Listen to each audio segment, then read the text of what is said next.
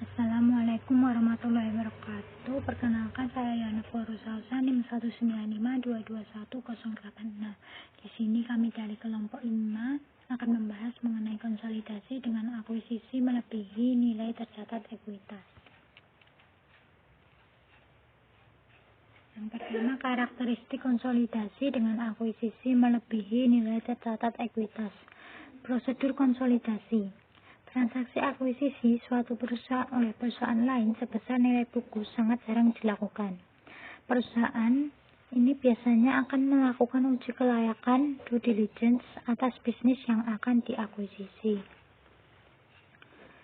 Nah, hasil yang akurat dari uji kelayakan tadi dapat menunjukkan apakah bisnis yang akan diakuisisi melebihi nilai yang lebih tinggi atau lebih rendah dari nilai bukunya. Terdapat beberapa faktor yang mempengaruhi proses penilaian kelayakan bisnis. Nah, faktor-faktornya yaitu prospek bisnis perusahaan yang akan diakuisisi, terutama dalam menciptakan penghasilan tambahan bagi perusahaan pengakuisisi, kondisi industri secara umum, nilai strategis bisnis, kualitas manajemen, dan tentunya nilai wajar dari aset maupun liabilitas yang dilaporkan oleh perusahaan yang akan diakuisisi.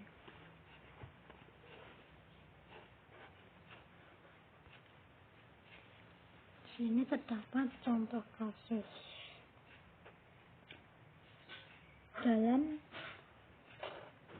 pengakuisisian tertanggal 1 Januari 2015, PT Nusantara mengeluarkan investasi senilai 1.500.000.000 untuk keseluruhan kepemilikan pada PT Andalas. Nilai investasi sebesar 1.500.000 merupakan nilai wajar consideration fair value consideration hasil penilaian yang dilakukan oleh PT Nusantara atau berbagai faktor yang terkait dengan PT Andalas.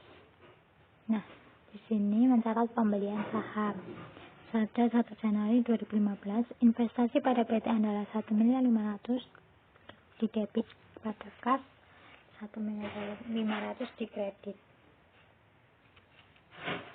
Nah, transaksi akuisisi PT Andalas juga menggunakan skema perhitungan yang seperti pembahasan yang sebelumnya. Maka di sini kita mencari selisihnya. Nilai investasi sebesar 1.500.000.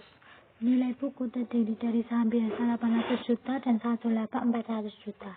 Total nilai bukunya 1.200.000. Nah, di sini terdapat selisih diferensial sebesar 300 juta, yaitu antara nilai wajar 1.500.000 dikurangi 1.200.000. Perhitungan kepemilikan PT Nusantara atas PT Andalas. Saldo 1 Januari 2015 dengan rasio dengan kepemilikan penuh. Investasi 1.500.000, modal saham 800 juta, saldo laba 400 juta, dan diferensial 300 juta. Saldo 1 Januari 2015 1.500.000 dan modal saham 800 juta, saldo laba 400 juta, dan diferensial 300 juta. Jumlah eliminasinya yaitu saham biasa PT Andalas 800 juta, saldo laba 400 juta, diferensial 300 juta, dan dikredit investasi pada PT Andalas sebesar 1.500.000. Setelah membahas prosedur konsolidasi, sekarang kita akan membahas diferensial. Diferensial berdasarkan PSAK nomor 22 revisi 2000 tahun 2010. Diferensial harus dialokasikan pada aset teridentifikasi yang diperoleh dan ada liabilitas yang diambil alih yang dianggap menyebabkan nilai wajar dari entitas anak yang dikonsolidasikan melebihi nilai bukunya atau dialokasikan sebagai goodwill. Di sini terdapat ilustrasi diferensial pada akuisisi sebuah entitas. Diferensial. Nah, kolom yang pertama konsiderasi nilai wajar atau nilai investasi. Yang kedua nilai wajar aset bersih, dan yang ketiga nilai buku aset bersih. Akan menyebabkan goodwill yang pertama, yang kedua selisih antara nilai wajar dan nilai buku aset teridentifikasi dan liabilitas itu diambil alih. Aset teridentifikasi dan liabilitas diambil alih. Aset teridentifikasi yang diperoleh dan liabilitas yang diambil alih secara mudah disebabkan adanya perbedaan nilai tercatat atau nilai buku dengan nilai wajar dari aset atau liabilitas tersebut. Menurut PSAK nomor 22 tahun 2010, aset teridentifikasi yang diperoleh dan liabilitas yang diambil alih haruslah memenuhi definisi aset dan liabilitas menurut kerangka dasar penyusunan penyajian laporan keuangan pada tanggal akuisisi serta merupakan bagian yang dipertukarkan dalam proses akuisisi. PSAK nomor 22 tahun 2010 menyatakan bahwa dimungkinkan untuk memunculkan suatu aset atau liabilitas baru yang sebelumnya tidak diakui oleh pihak yang diakuisisi. Nah, di sini terdapat pengecualian. Yang pertama, pengklasifikasian dan penentuan aset teridentifikasi dan liabilitas yang diambil alih itu perlu didasarkan pada 4 hal. Yang pertama, persyaratan kontraktual, kedua, kondisi ekonomi, ketiga, kebijakan operasional dan akuntansinya, keempat, kondisi terkait lainnya yang ada pada tanggal terjadinya akuisisi. Yang dikecualikan ada 7. Yang pertama, liabilitas kontingensi, pajak penghasilan PSAK 46, imbalan kerja pada PSAK 24, aset indemnifikasi, hak yang diperoleh atas aset tak berwujud, pembayaran berbasis saham PSAK 53, dan aset tersedia untuk dijual PSAK 58.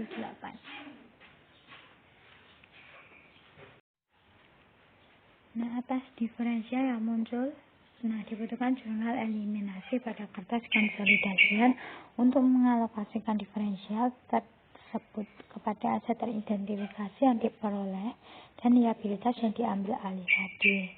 Nah, terdapat alternatif pencatatan. Perusahaan yang diakuisisi melakukan revaluasi atas aset teridentifikasi dan liabilitas yang diambil alih, sehingga nilai tercatatnya sama dengan nilai wajar konsiderasian. Apabila pendekatan ini dilakukan, maka diferensial tidak muncul lagi dan tidak diberlakukan jurnal eliminasi pada kertas kerja konsolidasian. Nanti kita akan bahas lebih lanjut pada contoh soalnya. Di sini ada kasus akuisisi PT Andalas oleh PT Nusantara. Jika diasumsikan bahwa perbedaan nilai investasi dan nilai buku disebabkan oleh nilai persediaannya dinilai lebih tinggi sebesar 50 juta dan tanah lebih tinggi 250 juta, maka diferensial masing-masing akan dialokasikan ke persediaan dan tanah sejumlah nilai tersebut. Nah, di sini jurnal eliminasinya persediaan tanah 50 juta dan harusnya itu 250 juta, diferensialnya 300 juta. Nah, ini itu mengatribusikan diferensial terhadap persediaan dan tanah. Lalu setelah diferensial, goodwill ini menurut PSAK nomor 48 tidak dapat diamortisasikan, tetap merupakan subjek atas penurunan nilai menurut PSAK itu. Nah, goodwill itu mengisi antara nilai agregat dari imbalan yang dialihkan, jumlah kepentingan non pengendali, nilai wajar kepentingan ekuitas yang sebelumnya diakuisisi. Jika kombinasi bisnis dilakukan bertahap dan jumlah neto dari aset teridentifikasi yang diperoleh dan liabilitas yang diambil alih, maka dapat dikatakan goodwill itu mencerminkan pandangan investi atau dari pihak pengakuisisi atas potensi nilai lebih yang dimiliki oleh investi atau pihak diakuisisi, sehingga pihak pengakuisisi mau membayar lebih atas nilai aset yang dimiliki oleh pihak akuisisi. Di sini ada perhitungan goodwill. Imbalan dialihkan ditambah kepentingan dan pengendali ditambah nilai wajar kepemilikan sebelumnya dikurangi jumlah neto aset teridentifikasi dan liabilitas diakui akan ketemu goodwill. Lalu pencatatan jurnal mengatribusikan diferensial terhadap goodwill dari transaksi sebelumnya. Tadi terdapat diferensial sebesar 300 juta. Di sini kita akan mengeliminasikan goodwill 300 juta, pada diferensial 300 juta. Pembelian dengan diskon. Pada PSAK nomor 22 revisi 2010, investor pengakuisisi harus mengakui keuntungan yang dihasilkan dari pembelian dengan diskon melalui laba rugi pada tanggal akuisisi. Namun sebelum mengakui itu perlu dipastikan apakah investor telah mengidentifikasi secara tepat dan menyeluruh aset yang diperoleh maupun liabilitas yang diambil alih dari pihak yang diakuisisi. Nah, kondisi pembelian diskon ini mengindikasikan bahwa saat dilakukan akuisisi terdapat goodwill negatif. Maka pembelian yang dilakukan investor atau investasi terjadi pada harga diskon atau bargain purchase. Ini terjadi itu dalam kondisi penjualan dilakukan dengan terpaksa. Bisa terjadi karena kondisi dengan terpaksa ya, kondisi penjualan dengan terpaksa. Di sini terdapat contoh kasus, saya bacakan ya, karena tidak tertulis di PPT. PT Nusantara membeli PT Andalas seharga 1 miliar. Diketahui bahwa nilai wajar dari persediaan dan tanah 50 juta dan 150 juta lebih tinggi dibandingkan nilai bukunya, maka nilai wajar dari aset bersih 1 miliar 400. Maka terdapat selisih sebesar 400 juta antara nilai wajar aset bersih PT Andalas dengan konsiderasi nilai wajar yang diserahkan oleh PT Nusantara. Nah, sekarang kita mencatat pembelian saham PT Andalas pada 1 Januari 2015. Investasi pada PT Andalas didebit 1 miliar, kas 1 miliar. Jurnal eliminasi saat melakukan konsolidasi.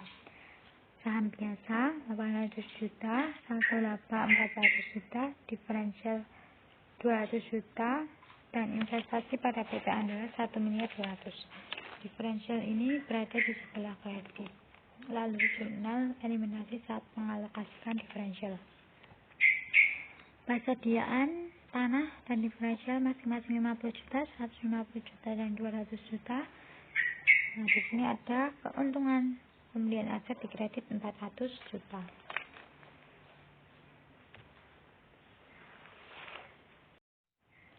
Selanjutnya ilustrasi akuisisi dengan kepemilikan penuh, konsolidasi sesaat setelah akuisisi. Kita langsung menuju ke contoh kasus. PT Nusantara membeli seluruh saham PT Andalas seharga 1 miliar 500. Informasi nilai buku dan nilai wajar dari aset-aset teridentifikasi yang diperoleh dan liabilitas yang diambil alih milik PT Andalas tertera pada tabel di samping ini. Diketahui bahwa nilai buku dari seluruh aset bersih PT Andalas adalah 1 miliar 400. Sehingga terdapat diferensial dari akuisisi ini sebesar 300 juta yang dialokasikan kepada goodwill sebesar 100 juta dan aset bersih 200 juta. Nah, ini ada skema akuisisi PT Andalas oleh PT Nusantara. Diferensialnya 300 juta. Konsiderasi nilai wajar 1 miliar 500. Nilai wajar aset bersih 1 miliar 400. Nilai buku aset bersih 1 miliar 200. Goodwillnya 100 juta, selisih nilai wajar dan nilai bukunya berarti berapa? 200 juta. Nah, ini selisihnya itu 1 miliar 400 sama 1 miliar 400 100 juta. Lalu laporan posisi keuangan yang dibuat oleh PT Nusantara dan PT Andalas periode 1 Januari 2015. PT Nusantara nilai buku aset kas dan setara kas, piutang usaha, persediaan tanah, bangunan dan peralatan, akumulasi penyusutan merek dagang masing-masing 1 miliar 600, 600 juta, 400 juta, 1 miliar 400, 3 miliar 500 juta, dan 400 juta. Totalnya 7 miliar.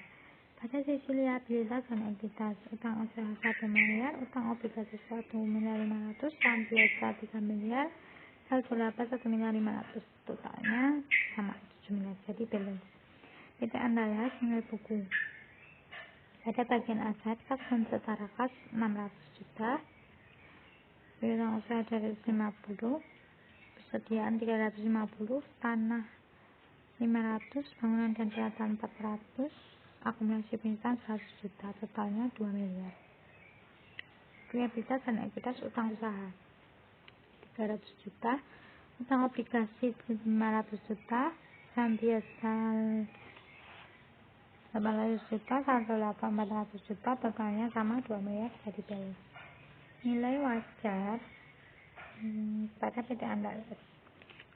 Kas dan setara kas 600 juta, piutang usaha 250, persediaan 410, tanah 700, bangunan dan peralatan 240, utang usaha 300, utang obligasi 500. Nah, di sini PT Nusantara akan mencatat transaksi akuisisi PT Andalas pada periode 1 Januari 2015, mencatat pembelian saham. Investasi pada PT Andalas, proyeknya kas 1 miliar 500 masing-masing. Lalu mengeliminasi ekuitas entitas anak. Mengeliminasi saldo awal investasi. Saham biasa saldo laba diferensial debit masing-masing 800 juta, 400 juta, dan 300 juta. Investasi pada PT Andalas 1 miliar 500. Lalu mengeliminasi saldo awal investasi untuk pengalokasian diferensial. Persediaan tanah goodwill di debit masing-masing 50 juta, 210 juta, dan 100 juta. Diferensialnya 300 juta, bangunan dan peralatan 60 juta.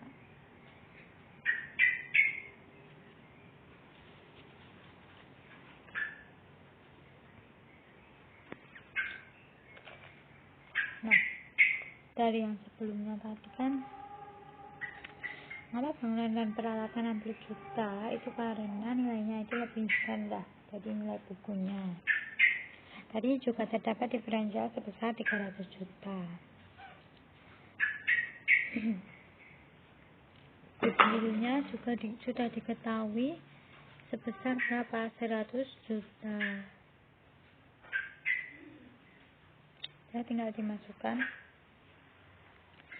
pada kertas kerja konsolidasi sesaat setelah akuisisi. Nah, ini adalah kertas kerjanya. Tadi terdapat investasi 1 miliar 500 ya, pada neraca saldo bagian PT Nusantara. Ini di bawah total utang itu harusnya utang usaha ya, bukan investasi pada PT Andalas, harusnya itu utang usaha. Nah, kita masukkan jurnal eliminasinya. Persediaan 50 juta, tanah 210 juta, bangunan dan peralatan 60 juta, di kredit. Goodwill 100 juta, investasinya 1 miliar 500 di kredit. Diferensialnya 300 juta. Sebelumnya juga sudah ada ya diferensial. Ini diferensial di debit 300 juta, diferensial di kredit 300 juta. Nah, itu tadi direvaluasi ya. Jadi nanti tidak dimasukkan di kertas kerja konsolidasian ini ya. Hasilnya 0. Saham biasa 800 juta dan saldo laba 400 juta. Jadi jurnal eliminasi masing-masing debit dan kredit balance 1 miliar 200. Konsolidasian tinggal kita hitung. Nah, kas dan setara 100 juta tambah 60 juta 700 juta. Tinggal kita tambahkan saja. Kalau di kredit ya kita kurangkan. Hasilnya 7 miliar 800. Total kredit juga 7 miliar 800. Mengapa dibuat kertas kerja konsolidasi sesaat setelah akuisisi ini? Karena untuk mempermudah dalam pembuatan laporan posisi keuangan konsolidasian PT Nusantara dan entitas anak. Nah, ini yang terakhir sebelum ke konsolidasi pada periode setelah akuisisi. Ini adalah laporan posisi keuangan konsolidasi PT Nusantara dan entitas anak. Nominal dari Dari laporan posisi keuangan ini didapat dari tabel konsolidasian pada kertas kerja konsolidasi. Tinggal diinputkan saja sesuai dengan akun-akunnya. Di sini total aset 7.800.000 dan total liabilitas 7.800.000. Jadi balance ya. Cukup sekian yang bisa saya sampaikan. Selanjutnya akan disampaikan oleh Mbak Salma Nuzulma dan Mbak Tri Atmaningsih. Terima kasih. Saya Salma Nuzulma, NIM 195221102. Di sini saya akan menjelaskan mengenai konsolidasi pada periode setelah akuisisi. Diketahui selama tahun berjalan, PT Nusantara mengumumkan dan membagikan dividen sebesar 300 juta. Sedangkan PT Andalas mengumumkan dan membagikan dividen sebesar 50 juta. PT Nusantara sebagai entitas yang memiliki PT Andalas akan mencatat transaksi terkait penerimaan dividen dari entitas anak sebagai berikut. Jurnal pada tanggal 31 Desember 2015 adalah kas pada investasi pada PT Andalas sebesar 50 juta, yaitu untuk mencatat penerimaan dividen dari PT Andalas. Sedangkan neraca saldo per 31 Desember 2015-nya yaitu ada akun kas dan setara kas, piutang usaha sampai dengan dividen. Sedangkan untuk PT Nusantara dan PT Andalas ada sisi debit dan kreditnya. Nominalnya sebesar yang ada di jurnal sebelumnya. Selain itu, selama tahun berjalan, PT Andalas melaporkan perolehan laba bersih sebesar 200 juta yang dapat dihitung dari menjumlahkan seluruh pendapatan lalu dikurangi seluruh beban yang dilaporkan. Atas laba bersih yang dilaporkan ini, PT Nusantara sebagai pemilik dapat mengakui perolehan pendapatan sebesar porsi kepemilikan atas PT Andalas. Berdasarkan metode ekuitasnya dapat dibuat jurnal pada tanggal 31 Desember 2015, yaitu investasi pada PT Andalas pada bagian laba atas PT Andalas sebesar 200 juta untuk mencatat pengakuan penghasilan dari PT Andalas. Selain itu, untuk mengakui penghapusan diferensial yang terjadi selama periode berjalan, maka PT Nusantara akan mencatat jurnal bagian laba atas PT Andalas pada investasi laba atas PT Andalas sebesar 50 juta, yaitu untuk menyesuaikan diferensial yang terkait dengan persediaan yang telah terjual.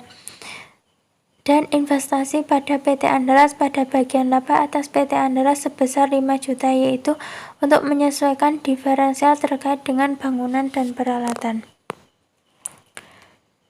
Untuk selanjutnya yaitu mengenai tabel perhitungan kepemilikan PT Nusantara atas PT Andalas per 31 Desember 2015.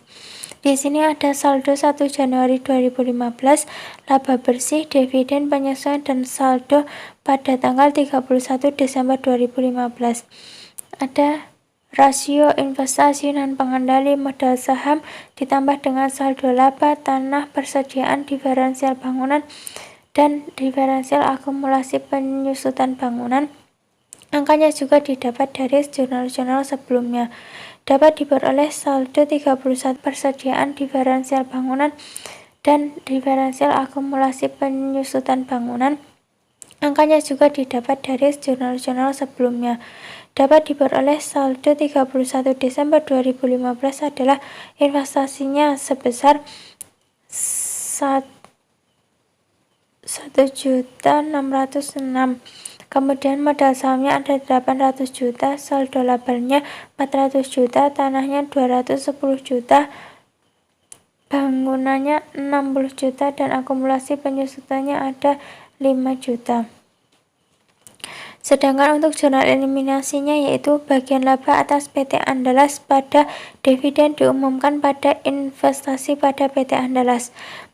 angkanya yaitu bagian labanya sebesar 155 juta, dividennya sebesar 50 juta, dan investasinya sebesar 105 juta, yaitu untuk mengeliminasi pengakuan penghasilan dari PT Andalas.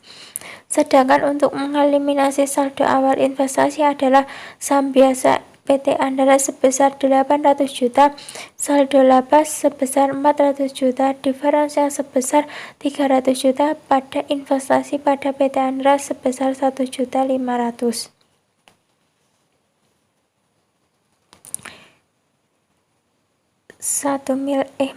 Maaf, ini jumlahnya jadinya 1.500.500. Kemudian untuk mengalokasinya diferensial terhadap aset teridentifikasi. Ada jurnal beban pokok penjualan sebesar 50 juta, tanah sebesar 210 juta, goodwill-nya sebesar 100 juta, pada bangunan dan peralatan sebesar 60 juta, pada diferensial sebesar 300 juta. Kemudian untuk pengakuan beban penyusutan aset teridentifikasi yang tersusutkan, yaitu jurnalnya akumulasi penyusutan bangunan dan peralatan sebesar 5 juta, pada beban penyusutan sebesar 5 juta.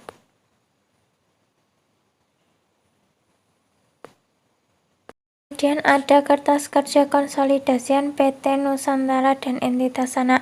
Di sini ada nama akun, penjualannya untuk sisi debitnya, laba rugi bersih sampai dengan dividen, saldo akhir laba, kemudian kas dan setara kas sampai dengan diferensial jumlahnya yaitu total aset, utang sampai dengan saldo laba dari atas, total liabilitas dan ekuitas.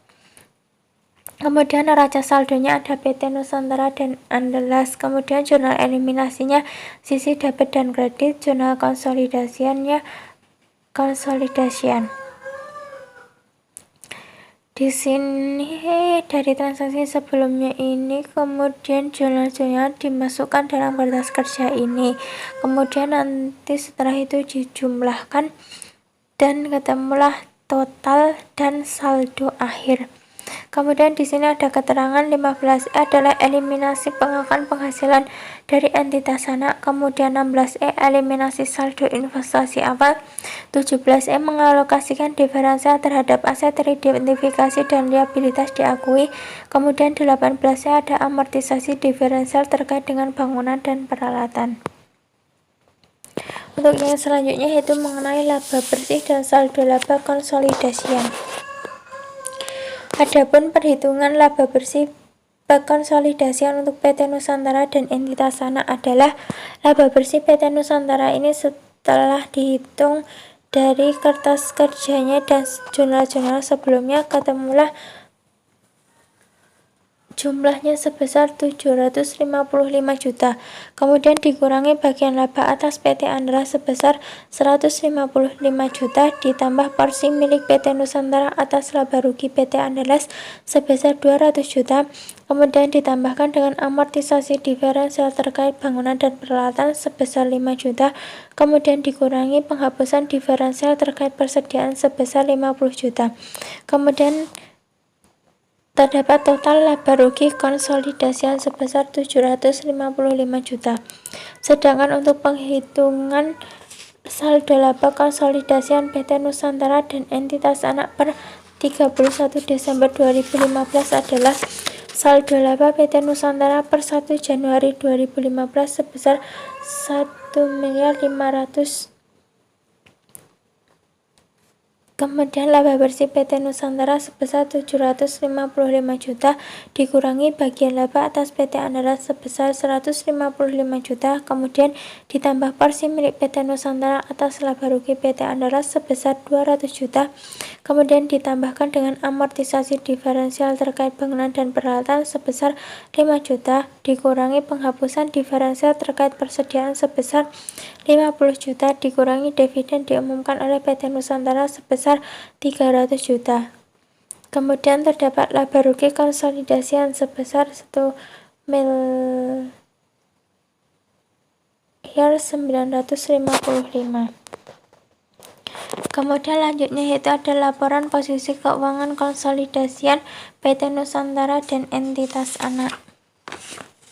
Ada aset kas dan setara kas, piutang usaha, persediaan tanah, bangunan, dan peralatan, akumulasi penyusutan, merek dagang, akumulasi amortisasi, goodwill. Kemudian total asetnya ada 8.455. Kemudian ada liabilitas dan utang usaha, liabilitas utang usahanya dan obligasi. Kemudian ekuitas, saham biasa, dan saldo laba. Total liabilitas dan ekuitas adalah sama, yaitu 8.455. Kemudian ada konsolidasi pada periode setelah terjadinya akuisisi. Ada neraca saldo per 31 Desember 2016-nya ada nama akun seperti yang sebelumnya, kas dan setara kas sampai dengan dividen. Kemudian ada total, ada PT Nusantara dan PT Andalas sebesar debit dan kreditnya. Kemudian setelah semuanya tercatat, kemudian dijumlahkan, totalnya harus sama atau balance. Kemudian terdapat pencatatan, pengakuan, dan pengumuman laba dan dividen. Terdapat jurnalnya, yaitu investasi pada PT Andalas sebesar 250 juta, pada pendapatan investasi dari PT Andalas sebesar 250 juta, untuk mencatat pengakuan dari PT Andalas. Kemudian mencatat penerimaan dividen dari PT Andalas, jurnalnya kas pada investasi pada PT Andalas sebesar 100 juta. Kemudian mencatat amortisasi diferensial terkait bangunan dan peralatan, yaitu jurnalnya investasi pada PT Andalas pada bagian laba dari PT Andalas sebesar 5 juta. Kemudian ada pencatatan penerimaan dividen dari PT Andalas, yaitu bagian laba dari PT Andalas pada investasi pada PT Andalas sebesar 25 juta. Kemudian terdapat perhitungan kepemilikan PT Andalas PT Nusantara atas PT Andalas per 31 Desember 2016. Ini tadi seperti sebelumnya, ada saldo 1 Januari 2016, laba bersih, dividen, penyesuaian, dan saldo 1 Januari 2015. Ada rasio sampai dengan investasi ditambah non pengendali sama dengan modal saham, saldo biasa, tanah, bangunan, akumulasi penyusutan bangunan, dan goodwill. Kemudian ada saldo 1 Januari 2015. Kemudian yang selanjutnya yaitu jurnal eliminasi yang dibuat oleh PT Nusantara. Mengeliminasi pengakuan penghasilan dan dividen dari PT Andalas, yaitu bagian laba atas PT Andalas sebesar 230 juta, pada dividen yang diumumkan sebesar 100 juta, pada investasi pada PT Andalas sebesar 130 juta. Kemudian mengeliminasi saldo awal investasi, saldo biasa PT Andalas sebesar 800 juta, saldo laba sebesar 550 juta, diferensial sebesar 255 juta, pada investasi pada PT Andalas sebesar 1.605. Kemudian mengalokasikan diferensial terhadap aset teridentifikasi, ada tanah sebesar 250 juta, goodwill 100 juta, akumulasi penyusutan bangunan dan peralatan sebesar 5 juta, pada bangunan dan peralatan sebesar 60 juta, diferensialnya 255 juta. Kemudian ada pengakuan beban penyusutan aset teridentifikasi yang tersusutkan, akumulasi penyusutan bangunan dan peralatan pada beban penyusutan bangunan sebesar 5 juta. Kemudian ada pengakuan penurunan nilai goodwill, yaitu jurnalnya kerugian penurunan nilai pada goodwill sebesar 25 juta. Kemudian yang terakhir yaitu ada kertas kerja konsolidasian PT Nusantara dan entitas anak untuk periode yang berakhir 31 Desember 2016. Ada nama akun penjualan, penghasilan dari anak usaha, ada total kreditnya, beban pokok penjualan, kemudian sampai dengan saldo laba dari atas, kemudian total liabilitas dan asetnya. Dari ini ada kolom neraca saldo, jurnal eliminasi, dan konsolidasian. Jadi jika dijumlahkan nanti totalnya harus sama. Keterangannya 23E eliminasi penghasilan dari anak perusahaan, kemudian 24E eliminasi saldo awal investasi, 25E pengalokasian diferensial, 26E pengakuan tambahan pengurangan penyusutan. 27E pengakuan penurunan nilai goodwill. Kemudian lanjutnya yaitu ada laporan posisi keuangan konsolidasian PT Nusantara dan entitas anak. Ada aset kas dan setara kas, piutang usaha, persediaan tanah, bangunan dan peralatan, akumulasi penyusutan, merek dagang, akumulasi amortisasi, goodwill. Kemudian total asetnya ada 8.455. Kemudian ada liabilitas dan utang usaha, liabilitas utang usahanya dan obligasi. Kemudian ekuitas saham biasa dan saldo laba. Total liabilitas dan ekuitas adalah sama, yaitu 8.455.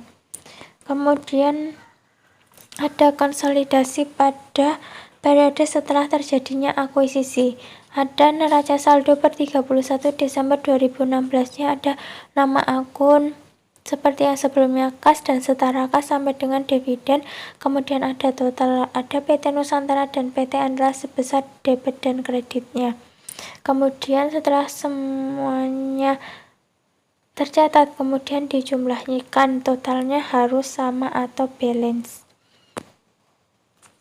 Kemudian terdapat pencatatan pengakuan dan pengumuman laba dan dividen. Terdapat jurnalnya yaitu investasi pada PT Andalas sebesar 250 juta, pada pendapatan investasi dari PT Andalas sebesar 250 juta untuk mencatat pengakuan dari PT Andalas. Kemudian mencatat penerimaan dividen dari PT Andalas, jurnalnya kas pada investasi pada PT Andalas sebesar 100 juta. Kemudian mencatat amortisasi diferensial terkait bangunan dan peralatan, yaitu jurnalnya investasi pada PT Andalas pada bagian laba dari PT Andalas sebesar 5 juta. Kemudian ada pencatatan penerimaan dividen dari PT Andalas, yaitu bagian laba dari PT Andalas pada investasi pada PT Andalas sebesar 25 juta. Kemudian terdapat perhitungan kepemilikan PT Andalas PT Nusantara atas PT Andalas per 31 Desember 2016. Ini tadi seperti sebelumnya, ada saldo 1 Januari 2016, laba bersih, dividen, penyesuaian, dan saldo 1 Januari 2015. Ada rasio sampai dengan investasi ditambah non pengendali sama dengan modal saham, saldo biasa, tanah, bangunan, akumulasi penyusutan bangunan, dan goodwill. Kemudian ada saldo 1 Januari 2015. Kemudian yang selanjutnya yaitu jurnal eliminasi yang dibuat oleh PT Nusantara. Mengeliminasi pengakuan penghasilan dan dividen dari PT Andalas, yaitu bagian laba atas PT Andalas sebesar 230 juta, pada dividen yang diumumkan sebesar 100 juta, pada investasi pada PT Andalas sebesar 130 juta. Kemudian mengeliminasi saldo awal investasi, saldo biasa PT Andalas sebesar 800 juta, saldo laba sebesar 550 juta, diferensial sebesar 255 juta, pada investasi pada PT Andalas sebesar 1.605. Kemudian mengalokasikan diferensial terhadap aset teridentifikasi, ada tanah sebesar 250 juta, goodwill 100 juta, akumulasi penyusutan bangunan dan peralatan sebesar 5 juta, pada bangunan dan peralatan sebesar 60 juta, diferensialnya 255 juta. Kemudian ada pengakuan beban penyusutan aset teridentifikasi yang tersusutkan, akumulasi penyusutan bangunan dan peralatan pada beban penyusutan bangunan sebesar 5 juta. Kemudian ada pengakuan penurunan nilai goodwill, yaitu jurnalnya kerugian penurunan nilai pada goodwill sebesar 25 juta. Kemudian yang terakhir yaitu ada kertas kerja konsolidasian PT Nusantara dan entitas anak untuk periode yang berakhir 31 Desember 2016. Ada nama akun penjualan, penghasilan dari anak usaha, ada total kreditnya, beban pokok penjualan, kemudian sampai dengan saldo laba dari atas, kemudian total liabilitas dan asetnya. Dari Ini ada kolom neraca, saldo, jurnal eliminasi, dan konsolidasian. Jadi jika dijumlahkan nanti totalnya harus sama.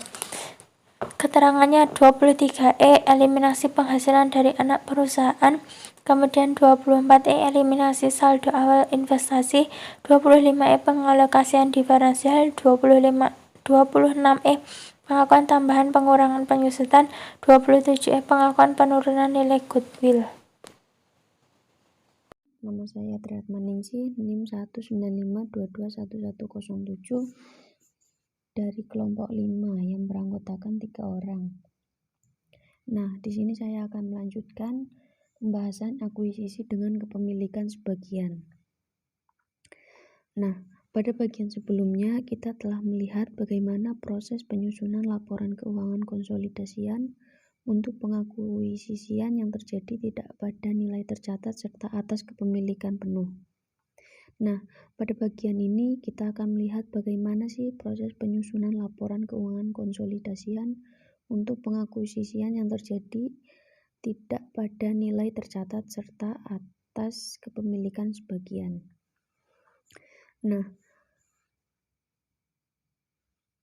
selanjutnya yaitu dalam menyusun laporan keuangan konsolidasian itu tidak pada nilai tercatat kepemilikan sebagian, hal yang perlu diperhatikan yaitu keberadaan kepentingan non-pengendali.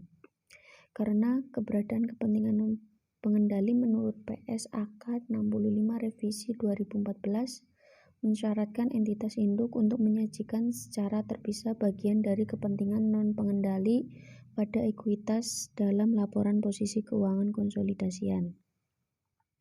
Nah, hal ini dimaksudkan untuk menunjukkan kepada pengguna laporan keuangan seberapa besar sih bagian dari aset bersih yang dimiliki entitas anak yang tidak dikuasai oleh entitas induk. Nah, dalam hal ini nilai yang diatribusikan kepada kepentingan non-pengendali termasuk bagian laba rugi dan setiap komponen yang diakui sebagai bagian penghasilan komprehensif lain. Nah, selanjutnya yaitu ilustrasi konsolidasian dengan kepemilikan sebagian. Nah, untuk ilustrasi pengonsolidasian laporan keuangan atas kepemilikan sebagian, kembali kita menggunakan kasus PT Nusantara yang mengakuisisi PT Andalas. Nah, merujuk kembali pada gambar 4.2 dengan modifikasi informasi sebagai berikut, yakni PT Nusantara membeli 75% saham PT Andalas seharga Rp1.200.000. Pada saat dilakukan akuisisi, diketahui pula bahwa nilai wajar dari kepentingan non-pengendali adalah 300. Sedangkan nilai wajar seluruh aset dan liabilitas PT Andalas adalah 1.400. Nilai buku dari seluruh ekuitas PT Andalas adalah 1.200.000 sehingga terdapat diferensial dari akuisisi sebesar 300 juta yang dialokasikan pada goodwill sebesar 100 juta dan aset teridentifikasi lainnya sebesar 200. Sebagai gambaran, transaksi akuisisi PT Nusantara terhadap PT Andalas yaitu ditunjukkan pada tabel berikut ini. Yang pertama yaitu nilai investasi, nilai buku. Nilai buku ini terdapat saham biasa, saldo laba, total nilai bukunya yaitu 1.200.000 dengan porsi kepemilikan 75%. Nilai buku atas kepemilikan diakuisisi perbedaan antara nilai investasi dan nilai buku. Nah, PT Nusantara akan mencatat transaksi akuisisi PT Andalas sebagai berikut. 1 Januari 2015 terdapat investasi pada PT Andalas pada kas, yaitu sejumlah 1.200.000. Nah, jurnal pengalokasian diferensial ini mendistribusikan diferensial yang muncul dari transaksi akuisisi. Nah, kita lihat gambar 4.6. Laporan posisi keuangan konsolidasian PT Nusantara dan entitas anak atau kepemilikan sebagian. Nah, pada PT Nusantara dan anak perusahaan, laporan posisi keuangan konsolidasian per 1 Januari 2015 yaitu terdapat aset. Aset di sini yaitu kas dan setara kas, piutang usaha, persediaan, tanah, bangunan dan peralatan, akumulasi penyusutan, merek dagang, goodwill, dan total aset. Terdapat juga liabilitas. Liabilitas di sini terdapat utang usaha, utang obligasi, kepentingan non-pengendali, serta ekuitas. Terdapat saham biasa, saldo laba, dan total liabilitas. Bisa dilihat sendiri ya. Terus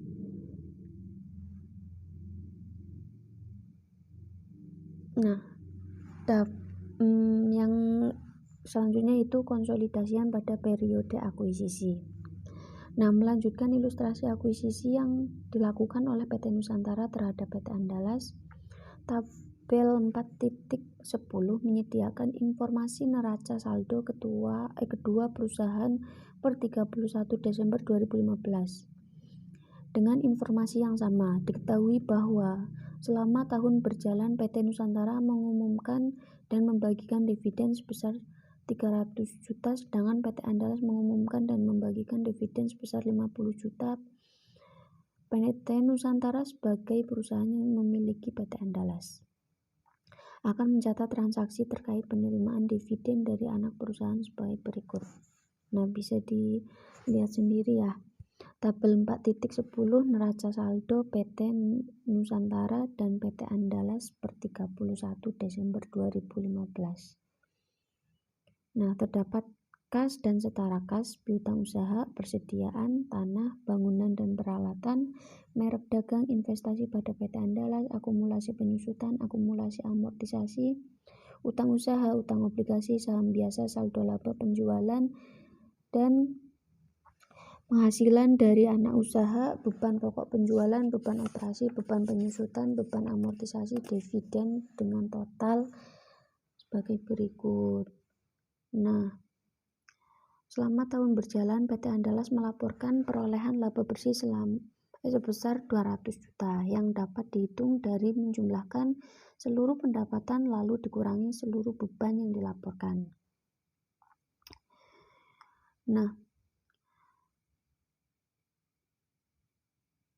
Dapat mengakui perolehan pendapatan sebesar porsi kepemilikan atas PT Andalas berdasarkan metode ekuitas sebagai berikut. Pada 31 Desember terdapat investasi pada PT Andalas pada bagian laba atas PT Andalas sebesar 150 juta.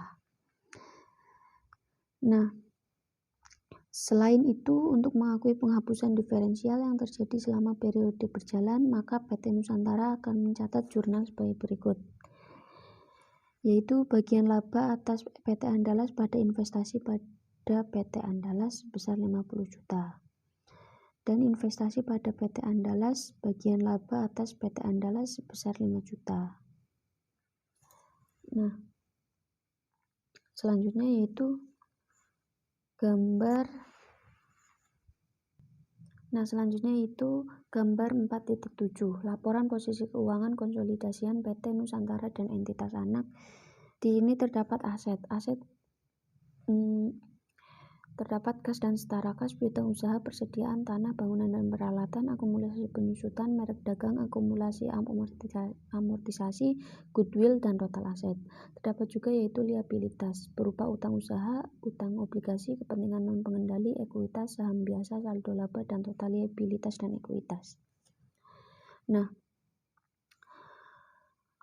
Untuk periode setelahnya, prosedur konsolidasi laporan keuangan yang perlu dilakukan adalah sama dengan penjelasan yang telah diberikan pada bagian-bagian sebelumnya pada bab ini. Selanjutnya yaitu pada tabel 4.12 terdapat kertas kerja konsolidasi PT Nusantara dan entitas anak per 31 Desember 2015. Bisa dilihat sendiri ya. Selanjutnya yaitu isu lain seputar konsolidasian. Biaya transaksi terkait akuisisi. Biaya transaksi yang terkait akuisisi ini memproses pengakuisisian suatu perusahaan sangat besar kemungkinannya untuk dikeluarkan oleh pihak pengakuisisi. Biaya transaksi terkait akuisisi dapat berupa biaya makelar, biaya hukum dan konsultasi, biaya terkait akuntansi, biaya penilaian dan jasa profesional lainnya. biaya administrasi umum, serta biaya pendaftaran maupun penerbitan efek jika pengakuisisian menggunakan instrumen utang atau ekuitas. Sedangkan menurut PSAK 22, seluruh biaya transaksi terkait akuisisi harus dibebankan pada periode ketika biaya tersebut terjadi atau jasa diterima, kecuali untuk biaya penerbitan efek baik berupa utang atau ekuitas yang perlakuannya mengikuti PSAK 55 revisi 2014 Instrumen Keuangan, Pengakuan dan Pengukuran.